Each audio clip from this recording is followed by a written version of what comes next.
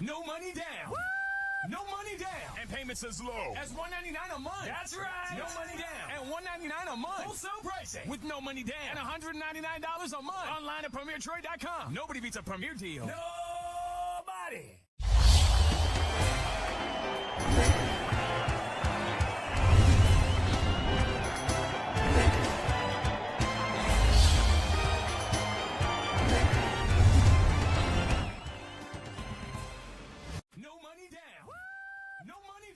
Payments as low as $199 a month. That's right. No money down. And $199 a month. Wholesale pricing. With no money down. And $199 a month. Online at PremierTrade.com. Nobody beats a Premier deal. Nobody.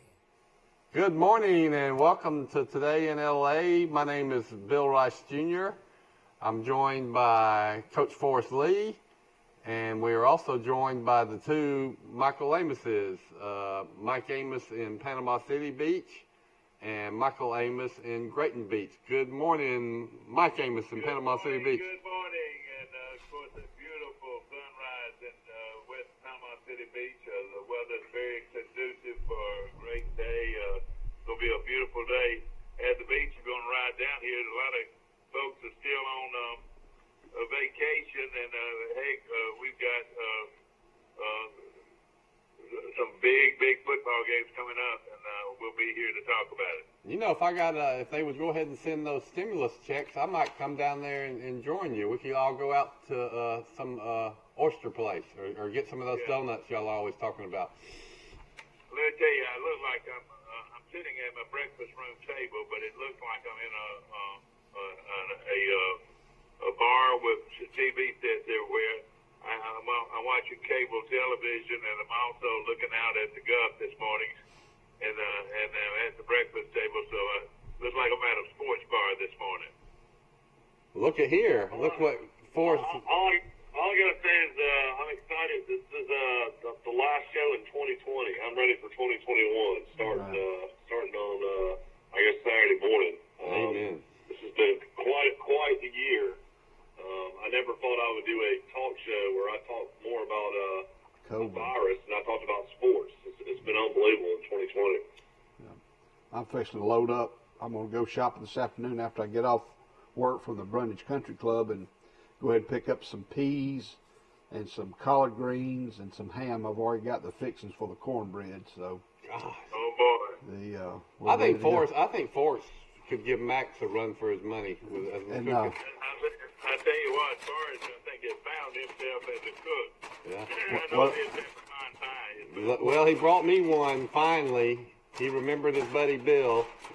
And I'm showing it for the folks that can. He kept telling me, when is Bill going to stop aggravating the heck out of me about this doggone Take a whiff. I got 15 people ahead of me. God. He made it at 1:30 this morning, everybody. Well, I put it in the oven at 1:30, and it's ready. It was ready to come out about 6:15, 6:20, and I've got a. That pecan pie stayed in the oven that long? Yes, sir. When you cook it for an hour, 30 minutes at 325, and then the next 30 at 300, you cut it off, and you need to leave it in your oven at least 3 hours. And what it does, it allows for everything to set up. S-E-T, set or sit up. Sit. Yeah. You know something, though, that's very important, and especially most people are thinking right now, what kind of syrup did you use? I used no syrup. Did you use a syrup? I did not use syrup. How can the you liquid. have a pecan pie without syrup? Well, I used brown sugar, light brown sugar, and just a little bit of regular sugar. I prefer Domino's on both sides of the aisle. You put a stick of butter in it. There's where you get your liquid from. And I was wondering where you got your liquid from. Yeah, your liquid comes from butter, and I prefer Land O'Lakes. And then you also have just 2 tablespoons full of milk. You got 4 eggs, so there's some more liquid. And you stir all that stuff up with a little bit of flour, a little bit of butter, a little bit of, and I use a good tablespoonful of Jim Beam whiskey. Well, I'm not eating this cake then. That is this pie. It cooks out. You know me. I'm not going to touch any kind of whiskey. But you just stir it up, and it's kind of liquidy, and you pour it in your skillet that has a pie shell in it, and then you cover it. You got a half a cup of pecans in it, but I use about 2/3 a cup of chopped pecans inside that batter. And then you you put pecans on top and just bake it, and it's ready to go. And Texas looked pretty good in that bowl game last night. Their backup quarterback came in and threw for 4 touchdowns. I don't think Sam Ellinger should come back for a 6th year. I was pretty impressed with the Longhorns last night. They beat Colorado 55-23. Yeah. And Colorado had only played 5 games. That'll tell you a little bit about Colorado. You could tell they were rusty. Yeah, they had a freshman running back that ran for 10 carries, 183 yards, and 3 touchdowns. Freshman. Colorado did? And they had a defensive lineman that had a one-handed interception. Freshman. The freshman showed out. Colorado? No, this is Texas. Texas. And that was a redshirt sophomore quarterback that filled in.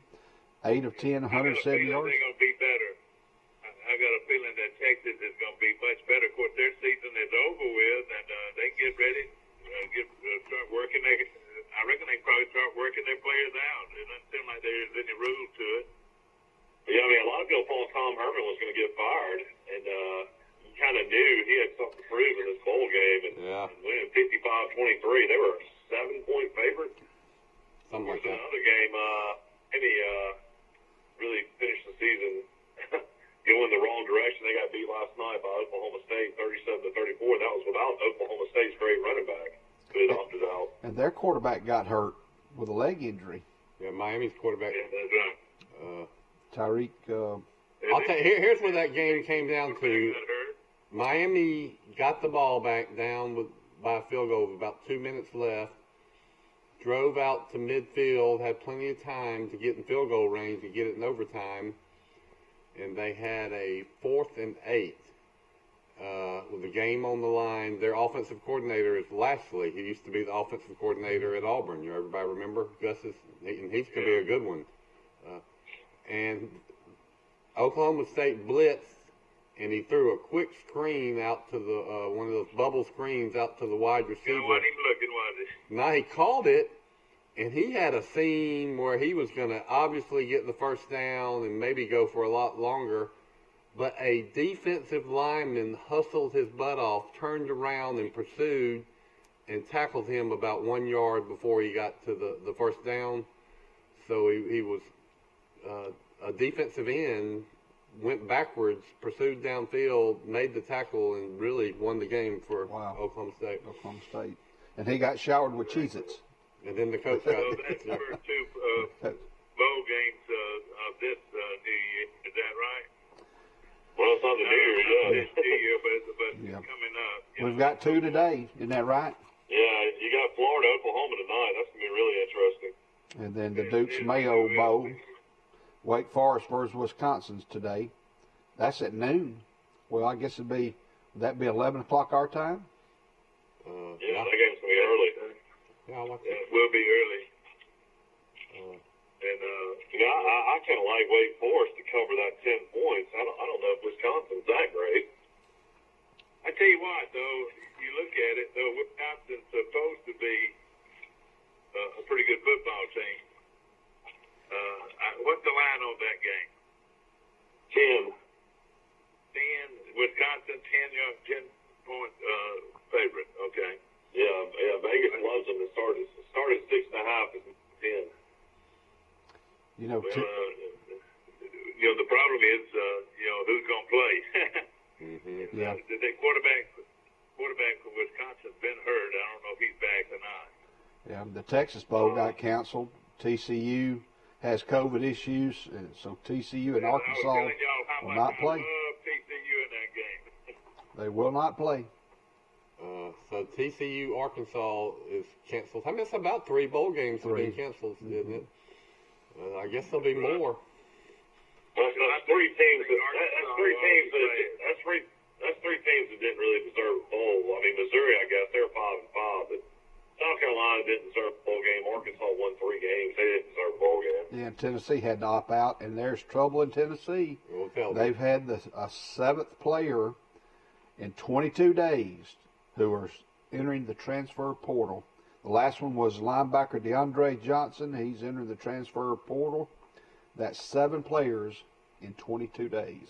God, Let me tell you this, 85. right there ought to be automatic firing right there because you can't have that and have a good program. All these people want to go somewhere else, unless they were players he was going to run off. I don't know how it would work. Yeah, this guy's a senior, so he's a senior linebacker, and I think he was the 3rd leading tackler on the team. Oh, And, good player. The real deal here that makes it just, the quarterback from, I'm thinking this now, the quarterback at Texas who was their quarterback for 4 years and won all these games and everything, he can actually come back and play another year. Is that true? True. Yes. Sam Can you believe Englander. that quarterback, Ettinger, or whatever his name is, he played 4 years for Texas and now can come back and play another year. And doesn't seem to be a pro-type quarterback, so it's going to be a great opportunity for him. He's thrown for 93 touchdowns, and he's ran for 33. Thrown for over 11,000 yards and has run for almost 2,000. Well, Texas's travails are not his fault. Well, It's that defense. I tell you what, that's a stat that they would compare with anybody's stat. You said 93 total touchdowns or 93 touchdown passes. 93 touchdown passes, and he's ran for 33 Golly. in his career at Texas. And like you He's say, been responsible for 126 touchdowns. That's a lot. Double check your figures on that. That's amazing figures. And this kid Ettinger, who had started 4 years for Texas. Now the rules might catch him here. What do y'all think? If he's played already 4 years, would he be eligible to play again? yeah, as I understand, everybody that wants to come back can come back. Devontae Smith could come back if he wanted to. Oh, God. Isn't that amazing? So and can that Mac means Jones. would have 2 more years of eligibility. Is that right? He's listed as a junior. That's Mac a good. Jones. I don't think he would because his eligibility would. But he could come back. He could have come back without this new rule because he's only a redshirt junior. I read on ESPN See him report. coming back again. I read on the ESPN report the second quarterback that will be picked will be Wilson out of BYU behind Lawrence. That they think he'll be the second quarterback off the board. Wilson have another year of college. He could, but Is that right? that's a prediction. Yeah, but he's not going to come. When you're the second quarterback picked in the first round, you're not going to hang around and risk an injury. He'll be fine, I'm sure, yeah. You know who else is coming back for his 6th year is the quarterback for Miami that got hurt last night. Right. Mm-hmm. I think he was redshirted 1 year at Houston, played 3 years there, transferred to Miami, played this year, and he's not a pro-type quarterback, I don't think. So, and he's already announced that he's coming back again for Miami. Yeah. That is fantastic. De'Aaron King. Yeah, that's right. Well, I told y'all about the center for Tennessee that's from Wetumpka that transferred from Alabama. It seems like 4 years ago. He could come back and play again at Tennessee, and it would be his 7th year of college football. How about Brandon Kennedy? Yeah. He's right. The lineman they got hurt at Alabama last weekend or a couple of weekends ago. He could come back. He would be eligible to come back. Yeah, boy, he might want to think about that because he's probably lost a couple of rounds in the draft, wouldn't you think, with his knee injury? And they might want to look at him, and all that. And, He's a first team All-American, though. I don't know. I would probably try to rehab and get ready for the draft.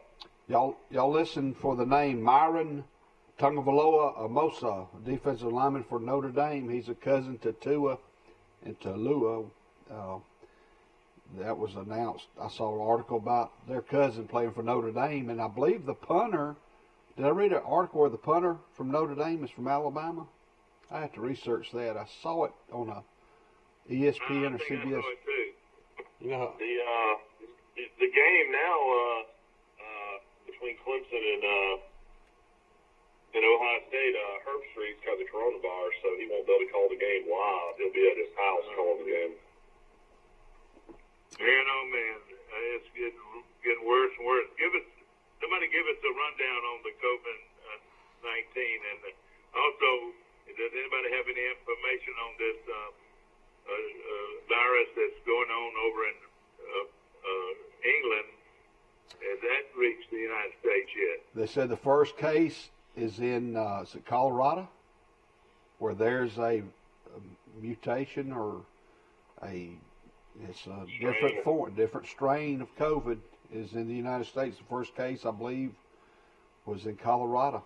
Read that Now, yesterday. I've heard that the virus, that the vaccine should be able to take care of this virus, but they say that this virus spreads faster than the other virus, the virus 19. I don't know all the details. Or the COVID-19, whatever you call it. Well, I think we're in for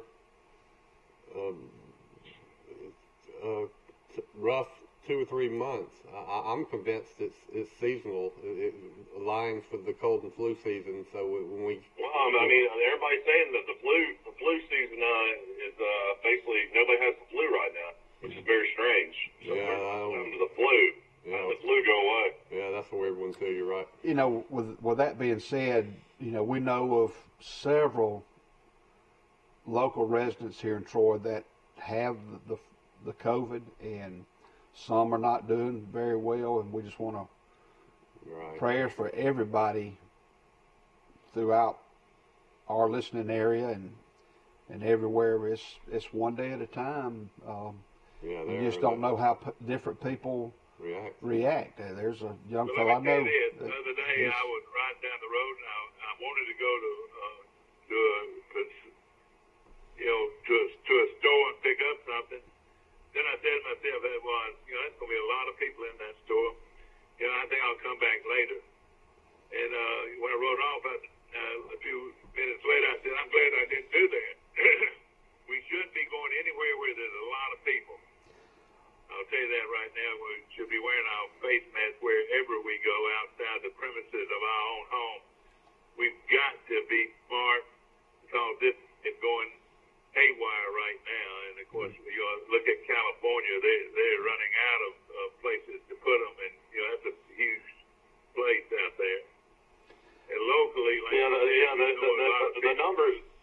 the numbers yesterday were about 195,000 new cases. New cases, new cases. 195,000 new cases in America. And then the total deaths now in the United States is almost 350,000. It's about 347,000 right now. And then deaths yesterday, which is not good, deaths are starting to increase as well. 3,400 deaths yesterday in the United States. A lot of hospitals are. 3,400, and you look at the greatest disaster, I reckon, next to the Pearl Harbor we've ever had here was the 9/11. And that's more people in that one day killed by the virus in the United States than the 911. Yeah, that's right. But I mean, the way you look at it, though, I mean, you look at these totals, I mean, they're just like, you look at the percentages, active cases, this is the world meter coronavirus information. This is what we always go by on the shows, up to date every day. But you got 22 million cases right now in the world, and 22 million of those cases are asymptomatic or mild conditions. So that's 99.5%. Either don't even know they have the virus or it's a mild case of the virus. And then you got 106,000 that are in serious or critical condition. That's 0.5%. So what do you think of those numbers, Bill? That's it. I mean, it's just for 99% of the people, it's not really a health issue, but for those 1%, it's a life or death issue. What alarms me is I would say I hadn't known anybody that had died until this month, and now I know at least 2 people in Troy that I really loved and admired. But what's concerning is that they're older, And that's the trend is most people that pass away are older than 65, but some of these people didn't seem to have the pre-existing conditions. They seemed like they were in good shape, and then they're going into ICU and fighting and having rough, and some of them are dying. So something is making the outcomes of relatively healthy people be so tragic and sad. That's what I don't know what's causing that. Why are more people having these severe, tough outcomes than the last 7 or 8 months? Small town Troy, Alabama's been hit tremendously. I mean, Troy has been hit like no other town I've seen. I mean, I can count on my hand 10 people. I mean, it's just unbelievable. Yeah, but at the same time, those those stats are the real stats that they go by. Those that you gave us, they came out of just what I'm saying. The figures that you gave us just a moment ago are the same figures that they're looking at in Washington. Is that right? Exactly. Yeah. And of course, like you said, 3,500 people. This is in America. Is that right? That are dying. Yeah. Yesterday alone. So at that pace, it could get to be really, really bad. I'll make a point that I've made online.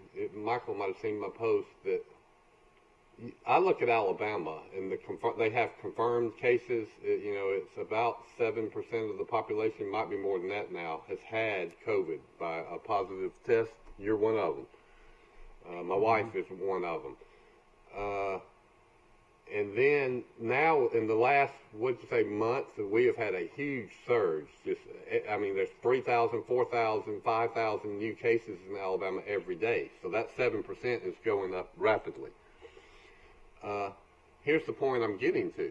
You project this trend through the rest of the cold and flu season into March, 60 more days, 90 more days.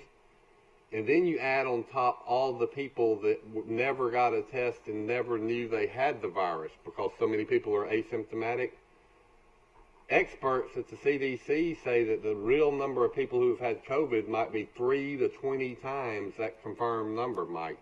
Those millions. So Mike just said there's 22 million, 25 million people in the world that have had COVID. Well, that number might be really, if you got the real number, it's probably 66 million to 400 million. Another thing very important would be what is the percentages of the people that have been tested? How much would you say would be the percentages of people that have been tested? I can tell you. I can tell you that it goes from the positivity results are sometimes as low as 4% of the people tested are positive, and then as high as 20%, 50% you hear on some days. But that's a great question. But anyway, let me finish my point. Population, just think of how many people have not been tested. I mean, it's that's right. A huge percentage that have not been tested in this country. Here's my point I'm getting to. Take all the confirmed cases. Take this trend where we're going to have a lot more confirmed cases in the next 60 to 90 days. Add on top of that all the people that had the virus and never knew they had the virus. You're going to get very close to this herd immunity number very soon, 2 or 3 months from now, I think. And that number, everybody, is 70%. This is from the experts. They say if 70% of the population has had it, it dies out on its own. And if in Alabama, if 25% of the population, 30% of the population has already had COVID, and then we're adding 4,000 new cases every day, you get to about March 15th, April 15th, you're going to be getting close to herd immunity before most people have even got the vaccine. So I think that's something not enough people are talking about, and it's be very, very good news. I mean, I can look in my family and my friends, and it's a lot more than 7% of the people that have had it. My older brother Rush has had it. Carrie has had it. I think I had it in late January, but I So can't. you look at Rush. Did he still have it, or is it already gone by?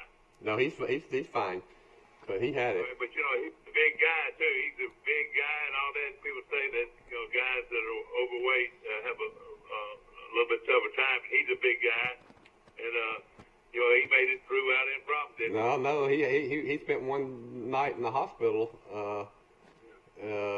But he's fine. But he's got diabetes, so that's a big. And he's no longer. He's lost a lot of weight, so he doesn't have that weight issue anymore. Well, that is wonderful. Now, I mean, my big issue right now, though, is people like my dad, my mom. I mean, anybody 65 and older, I would be like just demanding the vaccine right now. That's what I'm more concerned about. I mean, we can stop this in a lot of cases if they could go ahead and start giving some of these senior citizens the vaccine. Yeah. I don't know why they're waiting.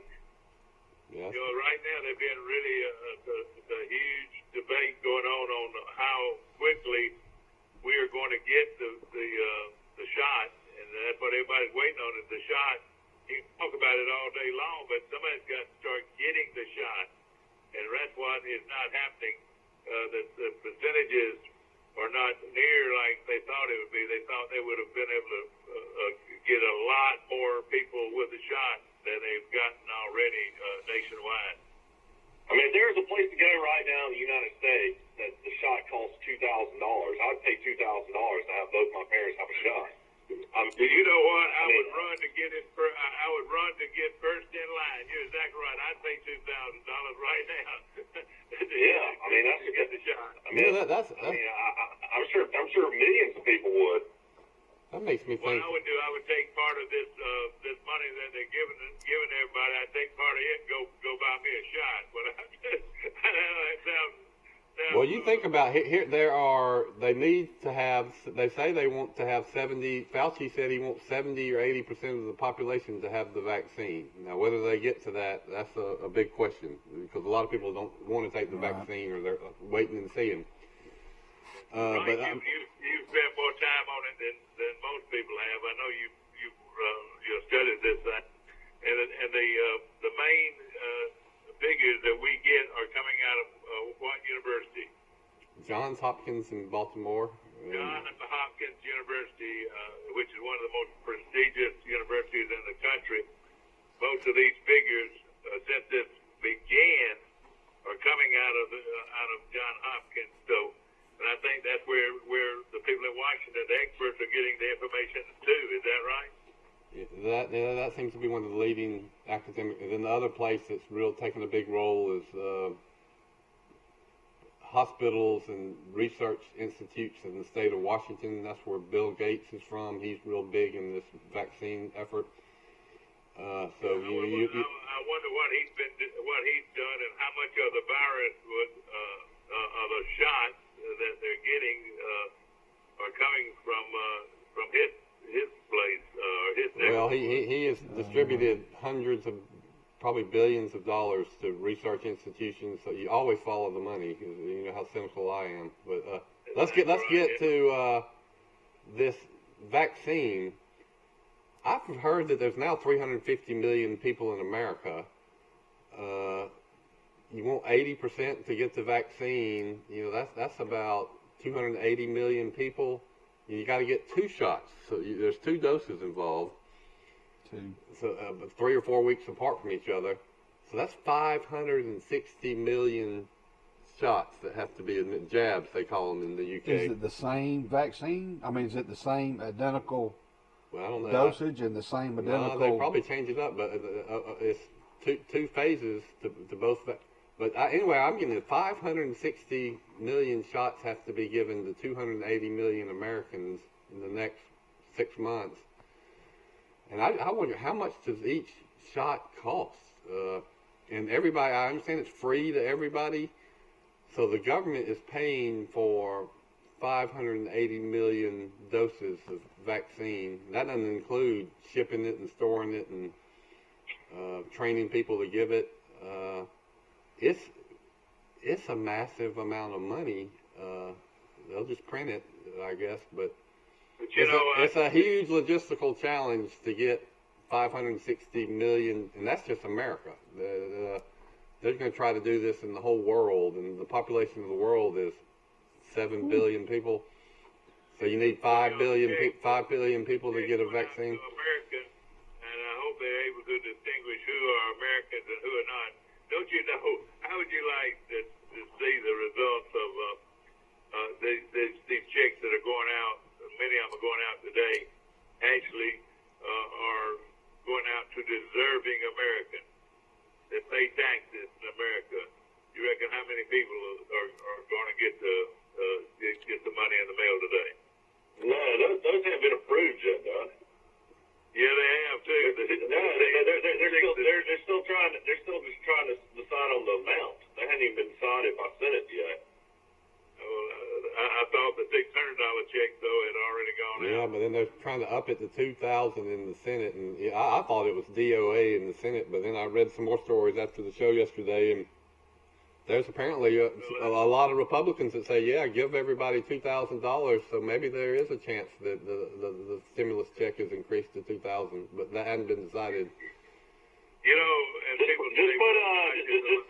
Just put 600 on Oklahoma tonight. That'll be just like you can check against Florida. You know, that's a no-risk bet, isn't it? If you get a $600 stimulus check coming in, you got your bet covered. So, yeah, go ahead and not only put it on Oklahoma, but do a 3-team parlay and get 6-to-1 odds, and you can convert that 600 to... You're talking about a team that wants to be there against a team that doesn't want to be there. That's what you got to look at tonight. Yeah, you need to find out. No question about it.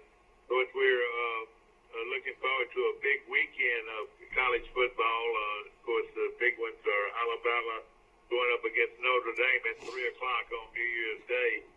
And then the other one is the game immediately following, which will pit the Clemson Tigers against the Buckeyes. Clemson against the Buckeyes, who have played only 6 games.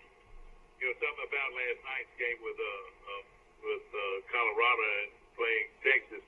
Colorado has played only 5 games all year long. Their record was 4-1 going into that game. Yeah, some people think Ohio State, the fact they've only played 6 games is a big advantage to them, and then other people say, nah, they're not battle tested. You know, they haven't had enough games, so it's a disadvantage. Exactly right. And you know, Mike, if I look at it right now and look at the team that probably deserves to be in, even though they lost 2 games, would be Oklahoma. I would think Oklahoma. Who would you take Oklahoma against Georgia? Those two. Who'd you take? Georgia. I'd probably take Oklahoma. I would take Oklahoma against Georgia, I think, too. You know, Those are the next two best teams. What about A&M? A lot better on defense this year. A&M lost just once. Well, my big upset, and everybody says, where are you coming from? Well, I'll just say this. My big upset fit Cincinnati to beat Georgia. That's going to be the upset of the week. But that's what winners are made of when you call those That's upsets. what winners are made of. Undefeated Cincinnati getting no respect at all. What is that line now, Mike? Do you know? I'd have to look at it. Well, they're getting some respect because the line... You mentioned Devontae Smith's first Alabama player ever to win AP Player of the Year, too. So that's a huge award for Devontae Smith yesterday. The first wide receiver as well. And then Tuesday, a big night Tuesday, and it's a shame that it's going to be not live or it's not going to be in New York where it normally takes place. Is that right? Yeah, the Downtown Athletic Club. I want to see, next time I go to New York, I'm going to ride by and see where the Downtown Athletic Club is. But right now, the Heisman will be given away on Tuesday, and it will be what they call Virtual. virtual. It'll be verbal. It'll be verbal too, though. It's going to be on ESPN, 6 o'clock. But it will be on ESPN. It will be live from ESPN, so you will be able to watch it. But Georgia a lot of ceremonies are gone. Georgia Cincinnati's at 11 a.m. on New Year's Day on ESPN. Georgia's a 6.5-point favorite. So that line has gone down. So Cincinnati is getting some respect from the bettors, the betting public. Hey, Mike, let me ask you, Michael Forrest, Mike, when is Alabama going out to Dallas? Do y'all know the team? I have no idea. You know, Auburn. I would think they would already be out there, I wouldn't they? imagine so. Surely Alabama's already out there. They I would think so. Yesterday. No, that press conference was in Tuscaloosa for Alabama. With all that Rose Bowl stuff in the background? Yeah, they just put on that thing on the backdrop, but they were in Tuscaloosa the last 2 days. They play on Friday. I would guess they'll go out today. And if you they've got to control what these kids do. So the best thing in the world is to do what Auburn did over a week ago. They took their team to Orlando so they can have more control over them. You know, I mean, you don't want to tell them to all, like they've been doing, say, well, y'all make your way down to Miami or make your way down to Orlando and we'll see y'all then. I don't think they're doing it like that anymore. I think they're going as a team. Somebody can correct me if I'm wrong. I think they're staying in Tuscaloosa just so they can do what you said, so they can control them, and they're treating it like a road game. They might go out there. They might usually go out there the day before the game. They might go out there 2 days before the game. I know exactly where they're doing. I used to manage the Bryant Conference Center, and it's attached to the Capstone Hotel, and we fed the players on Friday night before games, and then we had breakfast on Saturday morning for the team. And that's exactly what they're doing. They basically have every single room in the auditorium at Bryant Conference Center all, for football only. And then they have all the players at the hotel. So they have all that huge complex. And it's right across the street from the athletic department as well. And at the time, the old way they did it is let the players find a way to the game on their own, and they would take what it would cost to send the kid by plane and take that money and give it to them. It was about the only legal way they could give them that kind of money during the football season. But this year, they don't look like that is completely gone, and they won't get that kind of paycheck as they have in the past. They probably would if they drove, but you're right. They ain't gonna let those kids drive down on their own. But then they would get 4 players that would all jump in the same car and you just take one car, and they'd have some spending money when they were at the bowl game. All right. Well, we've got one big bowl game coming up that will not be played, and y'all know who that is. And of course, we'll be talking about that more as the show goes on this morning. We're coming to you. Yours truly, I'm looking at the Gulf of Mexico and the sun shining brightly down here. It's a beautiful, beautiful day to relax and enjoy the beauty of the Gulf of Mexico. Michael Anglis is calling from Great Beach, Florida, a resort area down there. And what's going on, Mike? Well, there's about 1,000 people walking back and forth from my house every day to the beach or the Red Bar or Chiringo, which is another bar restaurant. We went to Seaside over the weekend. There's about 5,000 people walking around, and I'd say about every other person maybe has a mask on, so a few people are wearing masks. But it's just everybody's trying to celebrate the upcoming New Year's down here. The weather's going to be 70 degrees and sunny today. Ooh, I'm coming down. Will there be any fireworks going on? Will there be fireworks? Well, it's supposed to rain on New Year's Eve, so I don't know if they'll do some fireworks. I imagine they'll try to do fireworks tonight. I would think is what will probably happen. We've got some local high school players who are in the running for offensive back of the year and offensive or lineman of the year and back of the year. In 1A, Carson Jones from Brantley is one of 3 finalists for the lineman of the year in 1A football, and congratulations to him. And in the Alabama Independent School Association, Mays White from Pike Liberal Arts is in the running for back of the year, and Reed Compton from Crenshaw Christian Academy has been nominated as one of the 3 finalists for lineman of the year. Mays White doesn't win it. There's something wrong with that award because you're talking about a Heisman winner in high school football. It would be AISA football. It would be him. He was, and he doesn't even consider himself a football player, but he was a playmaker, man. So that'll be named later on. It didn't give a date but that's from the Alabama Sports Writers Association. How big a player is that Mays White? Does anybody know? He's pretty big. Probably 5'10", 180. 5'11". 175, 170, 175, something like that. You know, y'all said before on the show that I know he's a top prospect in baseball. I understand he's a shortstop, but so that's where his future is, I'm sure. But Mike, doesn't it look, both of y'all and Forrest, looks like to me that he could be a college football player, quarterback probably. I can't imagine how many scouts they're going to have at Pilot Lawrence baseball games this year with the Nelson kid and Mays White. That's going to be incredible. Yeah, I imagine if Nelson goes straight pro. Well, if he focused just on football, you know, he worked on his technique and stuff. I could see him being a dynamic dual threat quarterback. But If you get, go ahead. It's all about money, guys. Yeah, if you get offered second round money, I don't know how any of those kids can pass that up. Oh yeah, $1 million. His future is. I'm looking forward to watching him as a baseball player. Like you say, Pilot Lark's whole roster is full of prospects in baseball. Back looking at this tremendous schedule of football games to come up. Last night, as Mike mentioned, Rice mentioned that Oklahoma State won their game in the Cheez-It Bowl, and the Alamo Bowl. Boy, one of the beautiful settings. Texas walloped Colorado in that game. Now today, you've got Wake Forest 4-4 going up against Wisconsin 3-3. Wisconsin is a much more.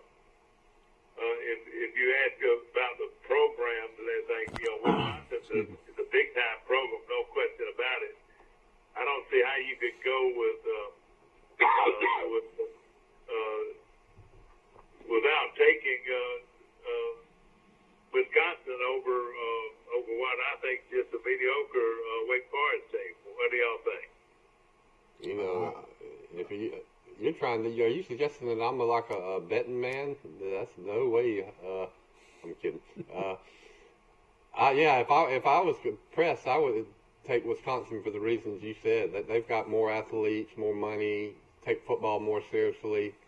But having said that, I don't really know much about. I haven't watched one Wake Forest game all year, so I think Wisconsin's been a disappointment. They were supposed to be better, and then they had probably half their games canceled because of COVID. They laid some eggs. Like Michael said, I watched Wake Forest. Wake Forest can score. They just don't have a defense. So I don't know if they can keep up with Wisconsin enough. But the line's at 10. It went from 6.5 to 10. Vegas thinks you should take Wisconsin. And I think we need to take a break. Of course, this show is brought to you by Premier Dodge Chrysler Jeep and Ram Trucks on the bypass in Troy. Right now, Jason Gregory and his team has got a sale going on. It's a year-end sale that cannot be touched by anybody. And so remember, nobody beats a Premier deal. Nobody. And they got oodles. Is that a word? Oodles? Oodles? A bunch. Oodles. A lot. They got oodles of cars and trucks, new cars and trucks, and new and used cars and trucks to choose from at Premier Dodge Chrysler Jeep and Ram Trucks, and also Troy Bank and Trust Company. Mike, quickly give us their 14 locations to choose from of Troy Bank and Trust Company, and tell us who they are, Mike, and where they are. You with us, Mike? Hello. Forrest can do it. Go for it, Forrest. How about Auburn? Dothan has 2 locations, I believe. New Brockton, Enterprise, Elba, Brundage has 2. Ayrton, the Land of Goshen, and Troy has 3 locations, I believe. I didn't add those up, but I've got them written on a sheet of paper. But I've been a member of Troy Bank and Trust since I was right at 17 years old. My granddaddy signed a note for $800 on a 1971 LTD, and Frank McClure was the loan officer. And one is a nice man, boy. That was in fall of 1977. I bought it from Mr. R.G. Warren. Yeah. 4-door LTD. Listen to this, Forrest. listen to this. Mom. You know what that means? You missed one. You know which one you missed? Enterprise. Down to Brockton, Alabama. Okay, I've got it on my sheet. Excuse me. 14 locations to choose from, and the only one he missed was New Brockton, Alabama. And we're so proud of our sponsors so much. We'll be back in just a moment. No money down. No money down. And payments as low as $199 a month. That's right. No money down and $199 a month. Wholesale pricing with no money down and $199 a month. Online at PremierTrade.com. Nobody beats a Premier deal. Nobody. Trojan Auto Parts of Troy, home of Napa Know-How. Stop by and see owners Mike and Melissa Kilcrease and their Napa Know-How team with over 100 years of combined experience. We're the only locally owned parts store in Pike County, and we're fully stocked and ready to serve you.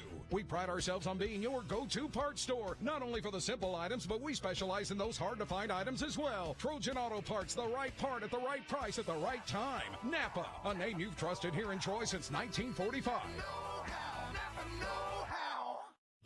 At the Piggly Wiggly, we proudly support our local farmers and bring you the best they have to offer, all at cost plus 10%. When you shop local, you reinvest in your community. Remember, buy local, shop local. Piggly Wiggly, local since forever.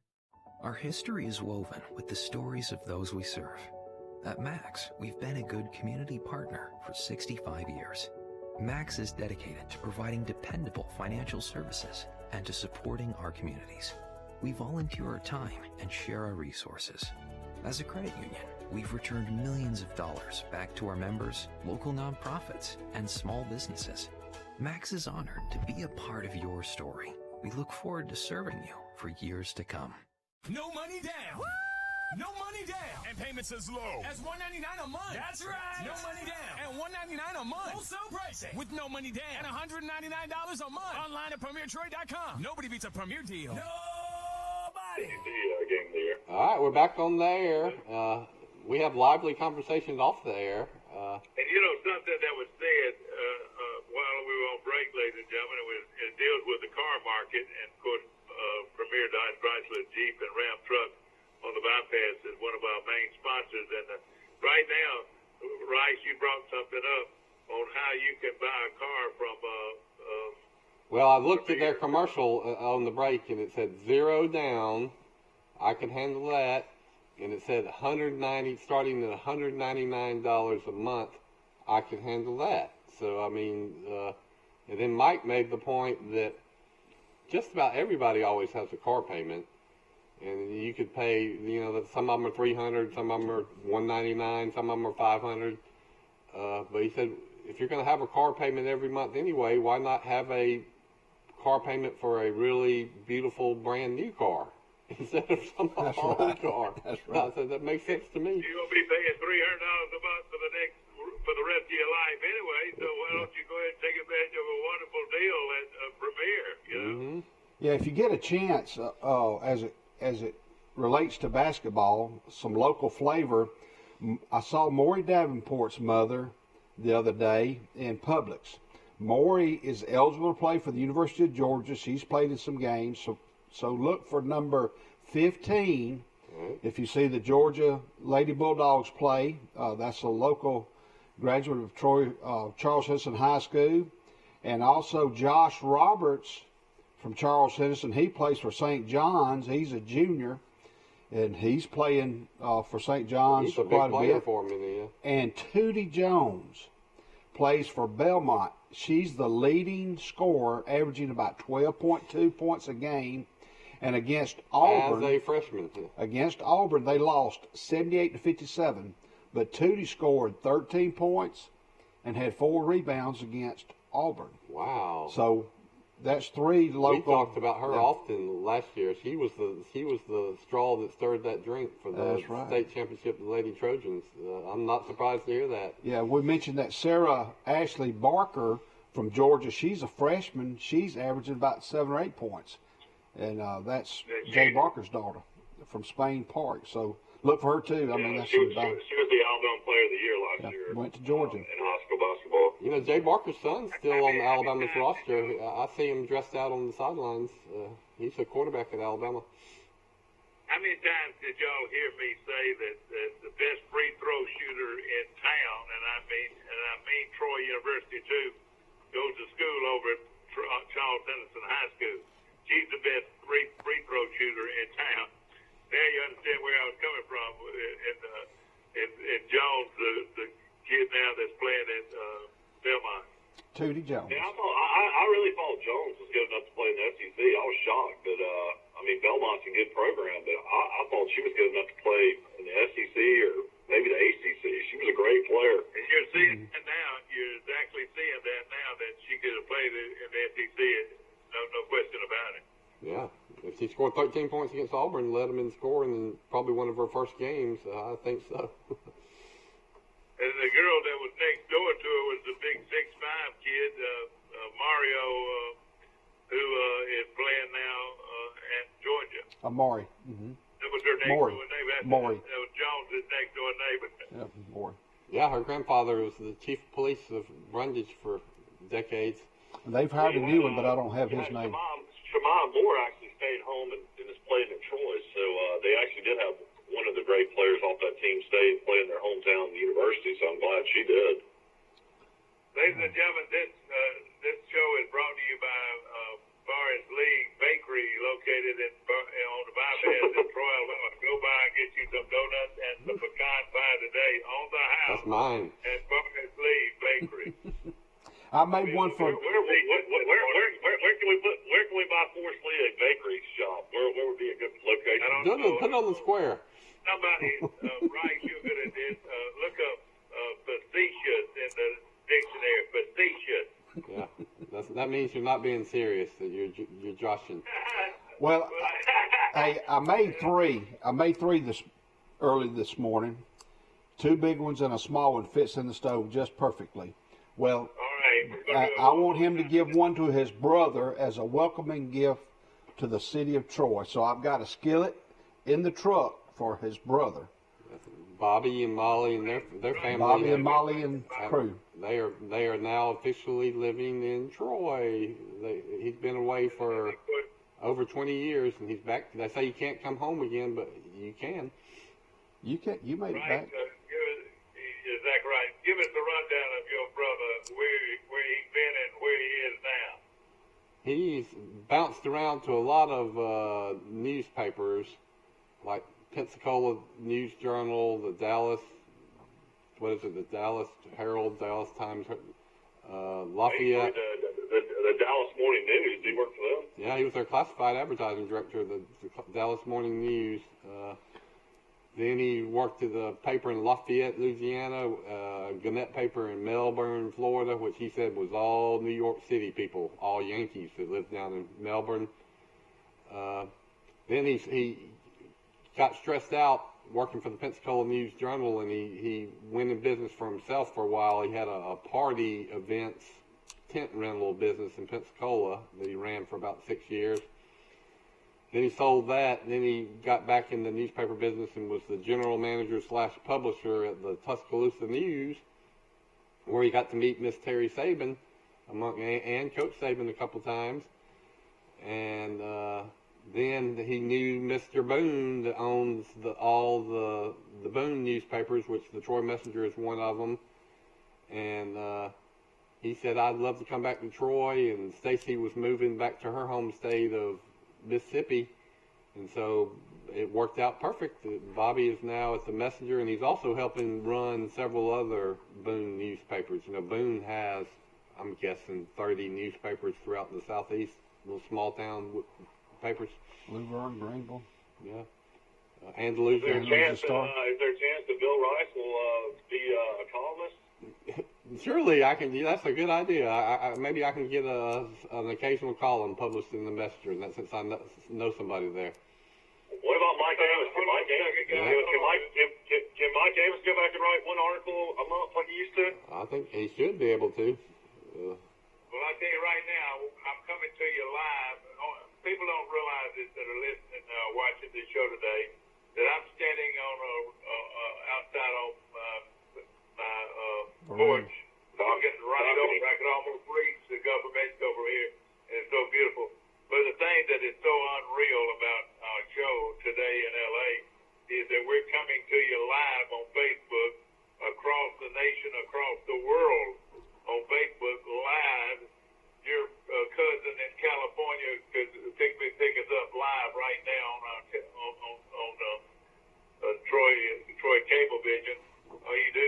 to Facebook, and then you go to T like in Troy, C like in Cable, and number 52. TC 52. Number 2.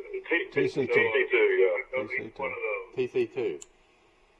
Yeah, and people do it. I hear from people all the time on Facebook that they, I don't know if they watch every day, but they watch often. So Yeah. thank you very much for we doing got to that. make very clear, Rice, is that we're coming to you live on Troy Cablevision on South Grundy Street in Troy, Alabama, on Facebook. And this is Today in L.A. That's Lower Alabama, not Los Angeles, California. It's Lower Alabama. Yeah, I'm impressed you know that I got a cousin that lives in California, Caroline Rice Howell. She's from Tuscaloosa. Her daddy was Bobby Rice, who was from Troy. My Uncle Bobby was the athletic facilities manager for a long time up there. And she went to, where did she go to college, Mike? I bet you remember this. Wake Forest. She went to Wake Forest. I don't know how she ended up going from Tuscaloosa, Central Tuscaloosa High School to Wake Forest, but she did. And because she did, I learned that Wake Forest is one of the smallest colleges, Division I colleges in America. It only has an enrollment of about 6,000 or 7,000 students. The Demon Well, you know, Deacons. something else about Wake Forest is the only college that I can ever remember that actually moved their college from Wake Forest, North Carolina to Winston-Salem. the Secret. Why now? Yeah, they Wake Forest to Winston-Salem. They moved the actual campus from Wake Forest, North Carolina to Winston-Salem, North Carolina. And that's where we are right now. That's where Tim Duncan played, I believe. Y'all Basketball. hold on a second. I got to make order. You want your eggs fried or you want your eggs scrambled? And let me ask this. I've just got. I'm sure you're cooking. Can you even cook an egg?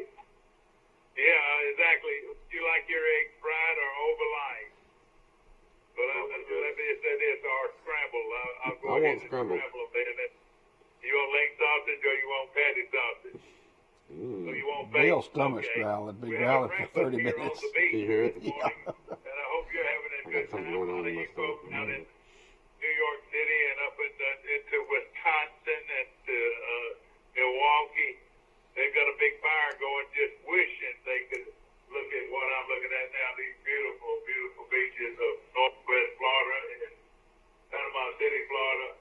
We're coming to you live on our show, and we've got Bill Rice Jr. At one hand for one slot on our live show, and Forrest Lee, our other guys coming in loud and clear from our offices on South Grundy Street, Troy, Alabama, and then of course Mike Amos calling in from Great Beach this morning. We're coming to you loud and clear, ladies and gentlemen, on cable television and Facebook around the world in the United States of America. You know what? I just had a thought while you were talking, Mike, about the year is turning to 2021. You know what I like about that is now we can all call this decade the what? We're in the 20s, just like my grandfather Hickey and grandparents. They grew up in the 20s, the Roaring 20s, but now it's another century. But in some of these years we've had, there wasn't really a clear decade name. You know, the alts, or what did you even call it, or the teens? What do you call those decades, the first 20 years of a century? But now we're right where we're comfortable. We're going to have the 20s, the 30s, the 40s. So I hope it's is it going to be the Roaring 20s, or it's off to a rocky start, isn't it? I got a question. Greg, go ahead. I got a question. I mean, Alabama fans are so confident going into this game against Notre Dame. I mean, more confidence than I've ever seen. Of course, they're a 20-point favorite, but what if Alabama loses? How will this team be remembered? You hush that talk. You're right. It could be a shocker. Yeah, I believe that they would be remembered as the highest scoring team in Alabama history, wouldn't you think? I know, but I mean, I'm just saying that, Devontae Smith came back, You know, I mean, Leatherwood. he didn't have to come back. I mean, Najee Harris didn't have to come back. I mean, you had 6 guys that were AP All-Americans. I mean, Southeastern Conference champions. I mean, dealing with the coronavirus. I mean, I would hope that Alabama fans would still remember them, you know, as a great team. But you lose a game like this, I mean, the Alabama fan base, it would take years to recover, I think. I mean, I think they can handle if they lose to Clemson because of Trevor Lawrence. I mean, as a realistic fan, you got to think Clemson's got a great chance to beat Alabama. But, man, if you lose to Notre Dame, I mean, I can't imagine what this would do to Alabama's program. Yeah, you're right. It would just shatter. It's like the Kick 6 game shattered that season for Alabama. The Ohio State beat Alabama in 2014 when Alabama was undefeated, and it could happen. Let's look at a few things. One thing is speed. I don't think there's any question that the overall team speed would go to Alabama. No question about it. Now your offensive and defensive fronts, big and strong. I would almost call them even, and maybe even a slight edge to Notre Dame on the big fronts on defense. No, Alabama's offensive line is considered the best ever. This is considered the best offensive line Saban's ever had this year. Losing. They lost Dickerson though, the center. But That's a huge loss. Yeah, but the red shirt, the fifth-year senior is replacing him. Is that, what's his name, Chris Owens? And he's from Arlington, Texas. But he's played up and down the line and has played center several snaps in his career. Yeah. So, but Alabama takes every snap out of the gun. So every single time he's got to be perfect. That's something to watch, yeah. Well, I'll tell you this, the way I look at it, and of course, Alabama is not a great defensive team, especially against the run. I think they can be run on, and that's what Notre Dame's going to try to do is run the football. If they can't run it, they're in trouble. But Alabama's not a great defense against the run, and then they're not a great defense against the pass either. They're not a great defensive team. They're going to have to score a bunch of points, and they will, I'm sure. That's the way everybody looks at it. But I've said this before about Notre Dame this year. This Notre Dame team is different than all of them I've ever seen. They're a lot better up front physically, and they might have a little bit more speed, more team speed than a Notre Dame team's ever had. So it's not a bad football team. They're just going up against a high-scoring Alabama team. The key to Notre Dame is if they can finally find a way to score early and make Alabama have to come back and beat them, and they can get the mentality of the game in their heads that they can beat Alabama. That's the big key is that Notre Dame believes they can beat Alabama. I think that's the big word. Well, I think Alabama would have to have 4 turnovers to lose, at least 4 turnovers to lose to Notre Dame. But you can't let a team like Notre Dame think they can beat you. Notre Dame also knows that they beat Clemson and stayed in the game with them. Did just what you said. They scored early and developed confidence. So they have that. You remember a couple of years ago, when Alabama lost their quarterback Tua, and had to go with a backup quarterback. Well, do you think that, just think of the difference in what a year would have made, do you think that Alabama would have beaten Auburn with Tua? Yes. No question about it. But Auburn wins the ball game. But there's no asterisk down here next to the Auburn victory that says Tua didn't play. You know what I mean? Who has the best chance of an upset? Ohio State over Clemson or Notre Dame over Alabama? Which of those teams I would say Ohio State over Clemson has a better chance for an upset? So, do they have a better chance for the upset now? Ohio State over Ohio State to beat over. Clemson over Alabama. Well, then the other wild card is that COVID test results. They're testing these people every day, so you're just one day away from losing 15 players. It's not just the players that test positive; it's everybody that was close to the players that tested positive. So we play in 2 days. So do we have you think there'll ever be numbers that come out, Bill, and you'll find out that probably 80% of these players have already had it, and they just never let people know during the summer, and a lot of these guys are already, immune to it, yeah. Immune, yeah. Well, I don't get the numbers that I want to see. I mean, the question I keep asking is how many of these people testing positive, the young people I'm talking about here, the athletes, are asymptomatic. There's a big debate about whether even asymptomatic people can even spread the virus. There's a big study that just came out and said no, if you don't have no symptoms, you're not going to spread it to anybody else.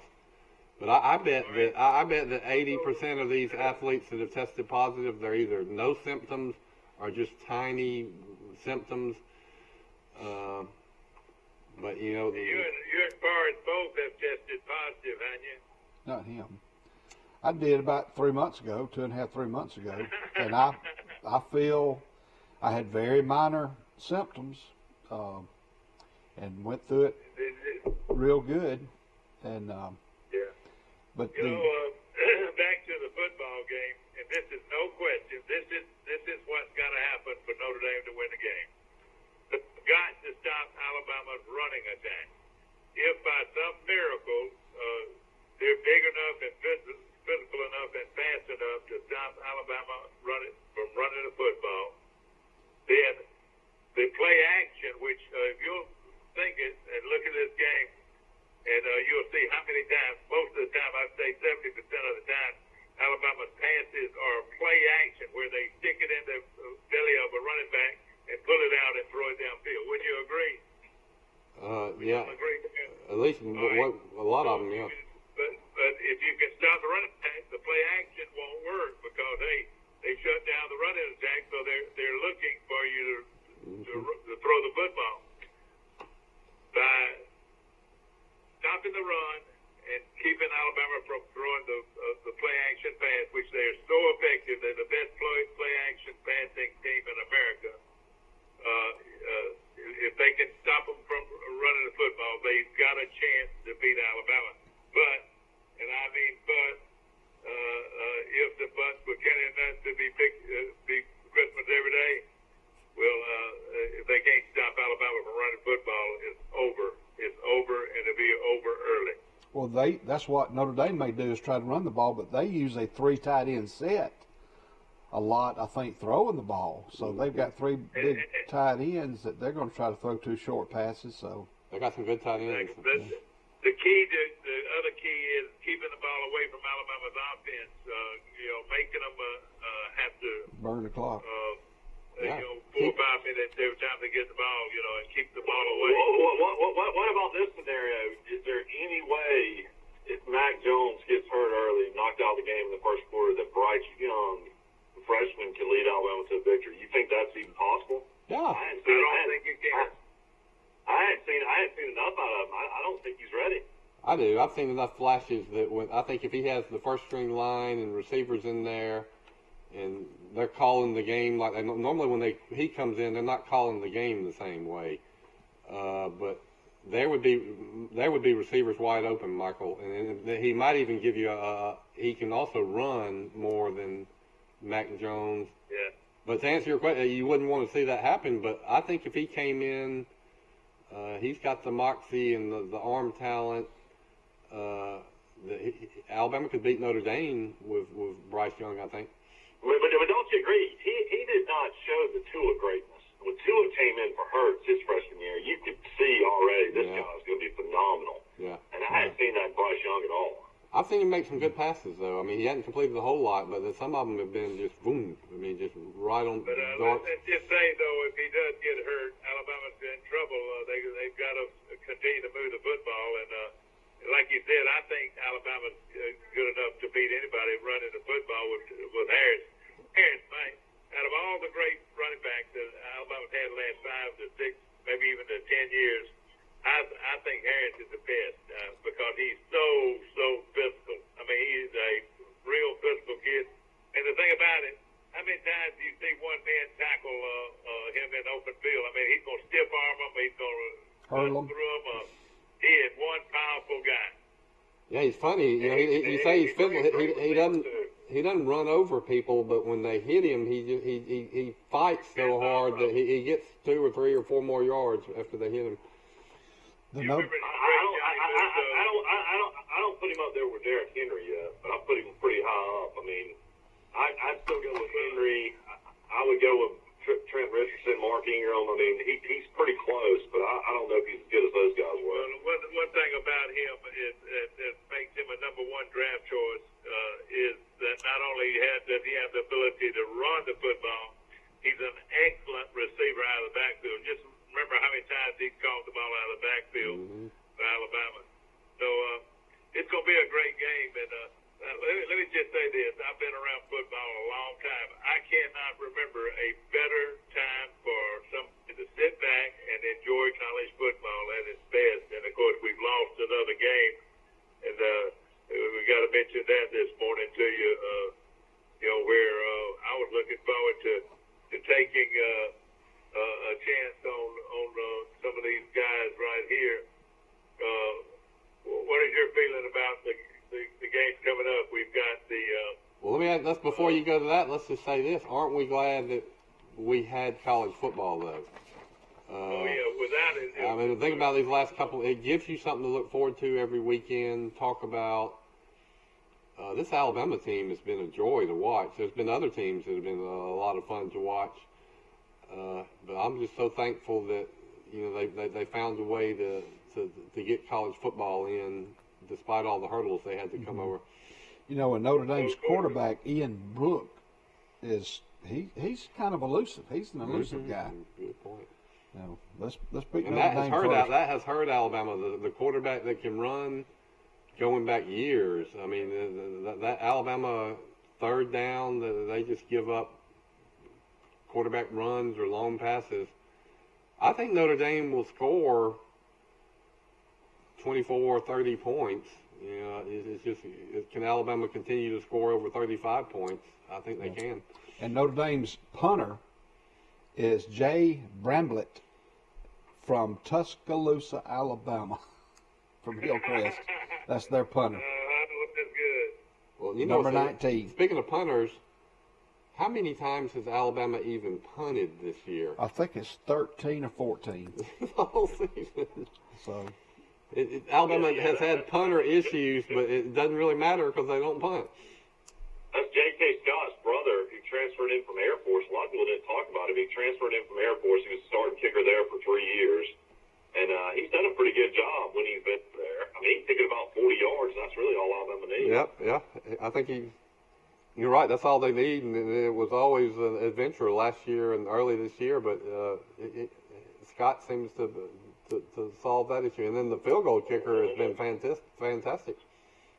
Yeah, one thing you don't have to worry about in this game is conditions. You know, it's going to be in Jerry World.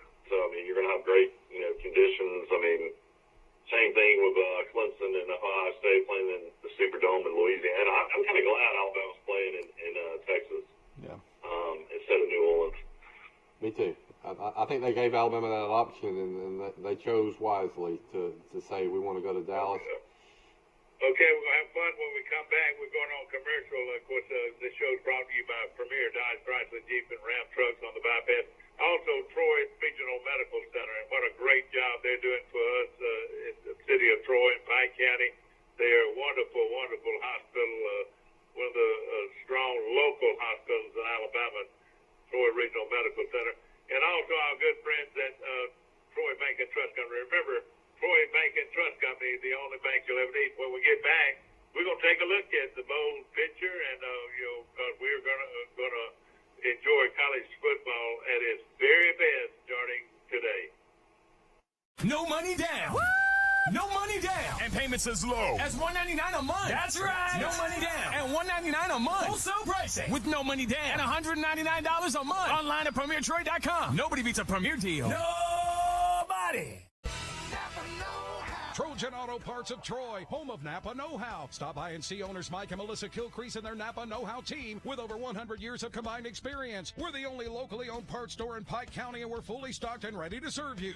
We pride ourselves on being your go-to parts store, not only for the simple items, but we specialize in those hard-to-find items as well. Trojan Auto Parts, the right part at the right price at the right time. Napa, a name you've trusted here in Troy since 1945.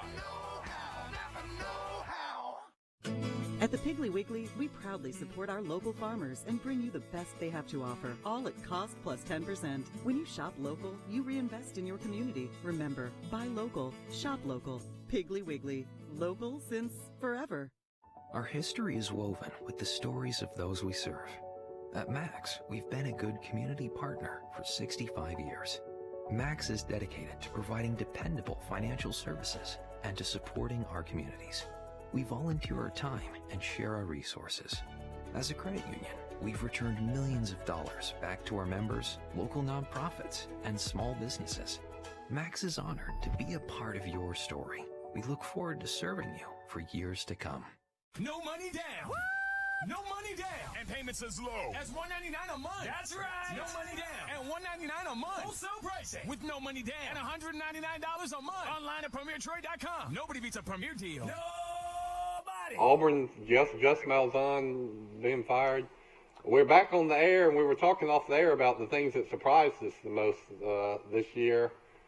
And I just mentioned two of them there. I wouldn't have thought that Gus Malzahn would no longer be the coach at Auburn. And I wouldn't have thought that LSU, which had one of the most dominating and impressive football teams I've ever seen last year, would fall to 5-5 the follow-up season. But that's why they play the games. You don't know what will happen until you do it.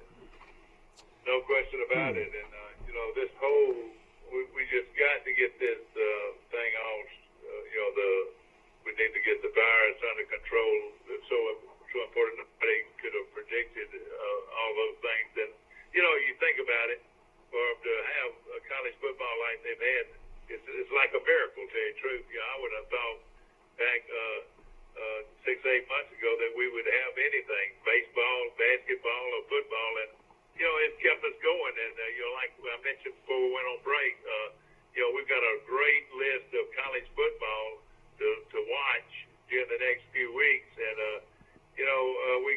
we could be in a lot worse shape than that. And just hopefully, and we need to pray for this, that this virus won't intercept any more of these games. Like we've lost one today, Mike. The two games recently. Tell us about that. Those are games that didn't really matter. Arkansas didn't deserve to really be in a bowl game. Tennessee definitely didn't deserve to be in a bowl game. South Carolina won two games. The only reason I wanted to see that is I wanted UAB to beat South Carolina. It wasn't that amazing. But Missouri deserved to be in a bowl game. They had a good season. They're 5-5. But most of these games shouldn't have happened anyway. No.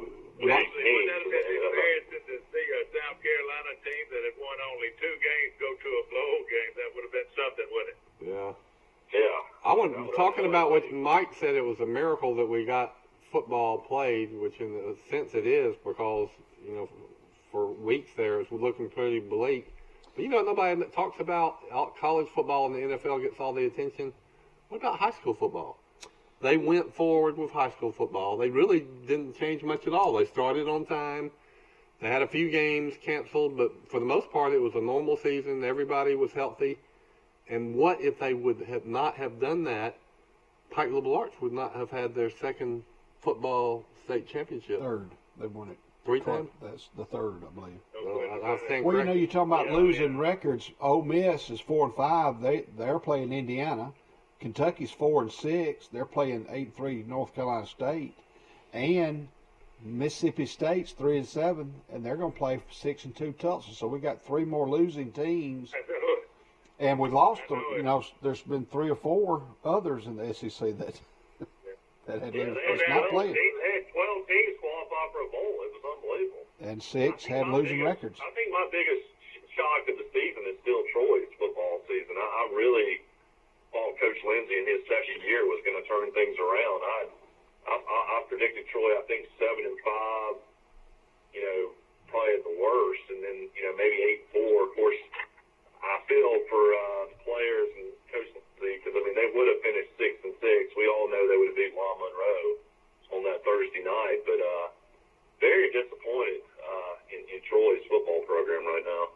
When you talk about surprises and shocks, the biggest one in college football is right in the Sun Belt Conference. Is Coastal Carolina, picked to finish last in the Sun Belt. Not only did they tie for the championship of the Sun Belt, they run off 11 straight victories, go up to as high as number 12 in the national polls. That shows you what can happen. Mike Amos, Troy University could do the exact same thing that Coastal Carolina did. They had a defensive end that was first team All-American, AP, and another kid, defensive tackle, was second team. They got a quarterback that's a man, and I tell you what, there's going to be a lot of college coaches looking at Grayson McCall and saying, man, I would like him to lead our program. Boy, he is. He's a. See, that's the scary thing about these new rules. McCall could say, well, I'll just go to play for Ohio State, or I'll go play with Texas or something like that. That guy is that good a quarterback, no question.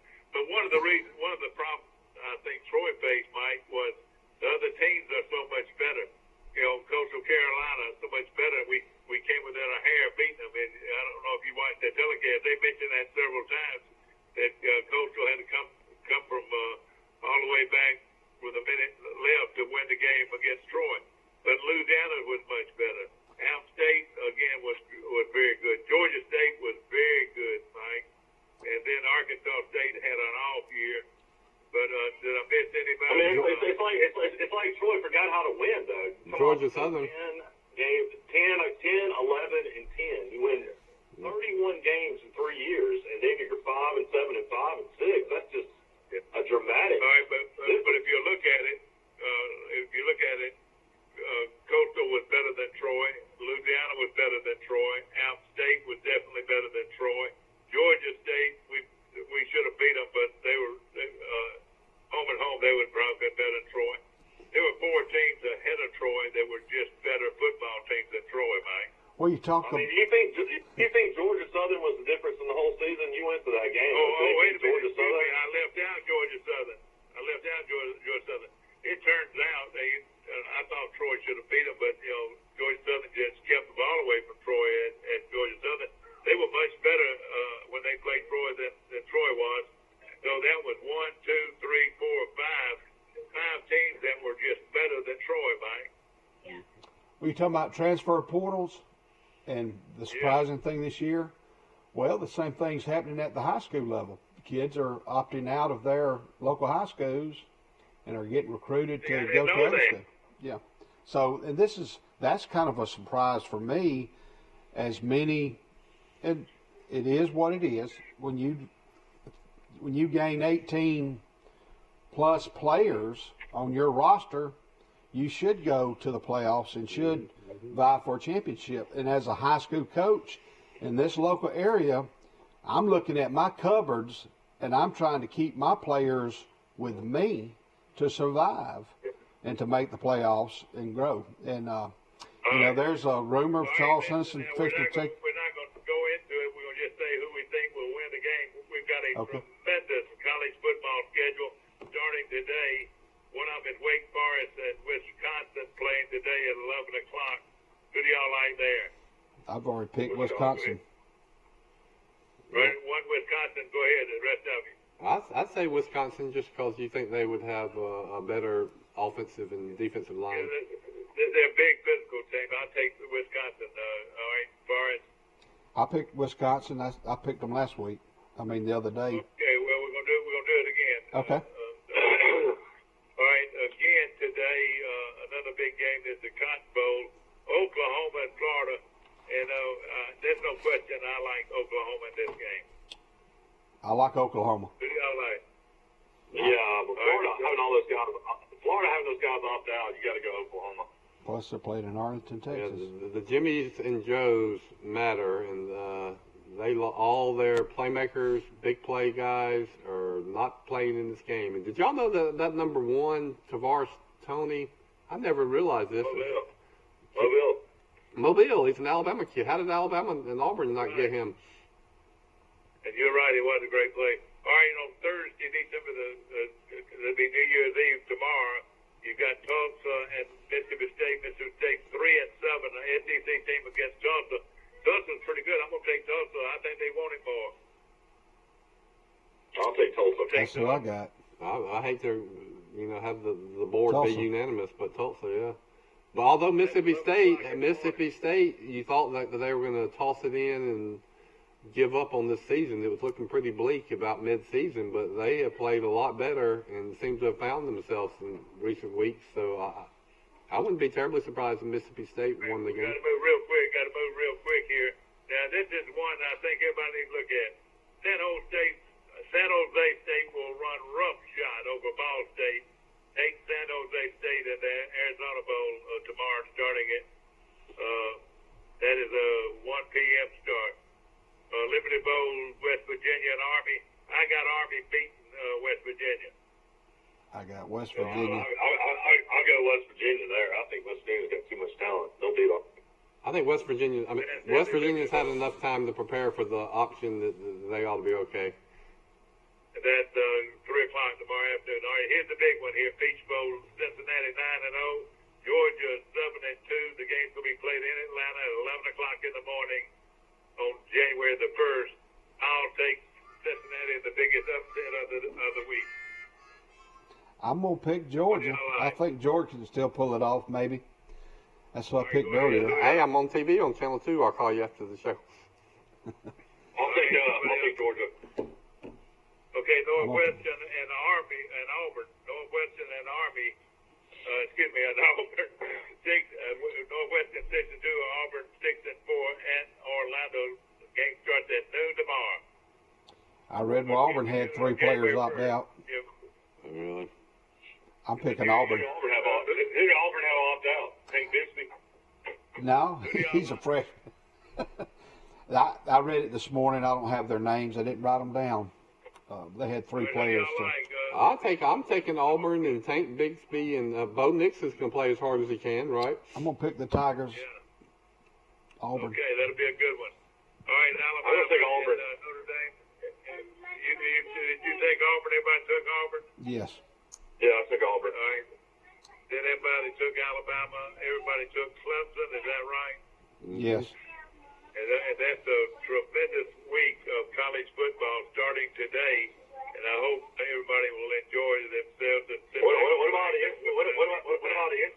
What about NC State and Kentucky, and then you got Ole Miss and Indiana, Oregon, Iowa State? Well, all right. Who do you like? Who's going to win? Leave it with this one. Who's going to win Texas A&M, North Carolina, in the Orange Bowl? I like A&M. I'm going to take Texas A&M to win that game. That's who I got. North Carolina has a lot of guys that are gone. I'm pulling for Texas A&M. I'll say this: if San Jose State gets upset and then Ohio State loses to Clemson, there'll be just one undefeated team left, and that will be Alabama. Also on January the 2nd, you got Indiana against Ole Miss. Ole Miss 4-5. Can they beat Indiana? No, I'll take Indiana. I'm picking Ole Miss. I'm taking Hotty Toddy, man. All right, North Carolina State and Kentucky. I'm going to take North Carolina State to beat Kentucky. The Wolfpack. I agree. I'm pulling for Kentucky. For some reason, I like Kentucky. I like their coaching. Before we go, I want to wish everybody Happy New Year's and Happy New Year. Everybody watching the show. Cable, we wish you a Happy New Year. I want to thank Mike Amos for letting me be a guest host so many times this year, and being such a great friend, and Michael and Forrest. I've had a lot of fun doing this, and I looking forward to next year too. Eat your greens, eat your peas. Thank you for my pecan pie. You're welcome. And your pecan pie. And remember the ham hock. Have a Happy New Year.